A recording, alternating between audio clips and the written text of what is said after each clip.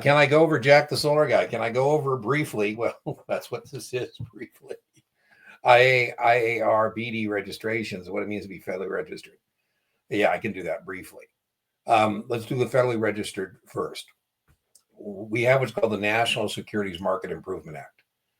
The National Securities Market Improvement Act, NIMSMIA, created two federally covered things, two buckets, if you will. A bucket of federally covered securities that don't need to be registered with the state administrator through qualification or through coordination. The main one here would be a mutual fund, but also securities trade NASDAQ or New York, Reg D private placements. And so that means federally, I don't say federally registered on the security. On the security part of that, it's just securities. They're not called federally registered securities. They're called federally covered securities. It also created a bucket of what we call federally covered, and here you go, investment advisors. The big one here is if you are an investment advisory firm with 100 million or more in assets under management, you can, from 100 to 110, you can choose to be federally covered. I don't know why anybody would not choose to be federally covered given the choice. But over 110, you're federally covered. And that, was a way to make sure that Fidelity Management and Research, which has trillions of dollars, doesn't have to jump through 50 different hoops as an investment advisory firm. So that means you're either going to be federally registered an investment advisor or state, never, ever both. So the investment advisory firm would have to register with either the state or the SEC, depending on whether they're federally covered or not. The investment advisor rep, the rules for that registering you would follow your firm for the most part. What I mean by that is if your firm is a state registered investment advisory firm, the state rules would follow you. And so I'm coming to you from Arizona. Let's say I have an investment advisory firm called Anvil Rock Investment Management. I'm state covered. I have an office in Arizona. And the question is, does I have to register my investment advisory firm in Nevada?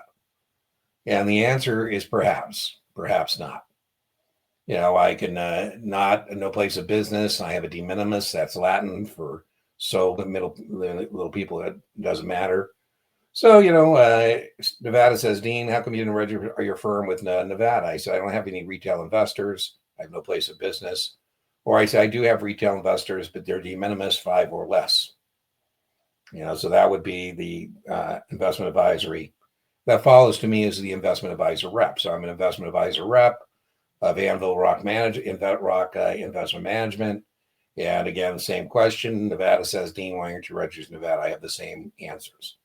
Now, if I'm an investment advisor rep of a federally covered investment advisor, I only have to register in a place in which I have business, a place of business. If I don't have a place of business, I can have 1,000 Nevadans as clients of my investment advisor firm. I don't need to register. So you just got to read carefully whether you're an investment advisor rep of a state covered advisor, or are you a investment advisor representative of a federally covered investment advisor place of business. BDs are pretty simple. Broker dealer is no office, no retail client, no register. If I'm a broker dealer, I have no office in the state. I have no retail customer in the state. I don't have to register in the state.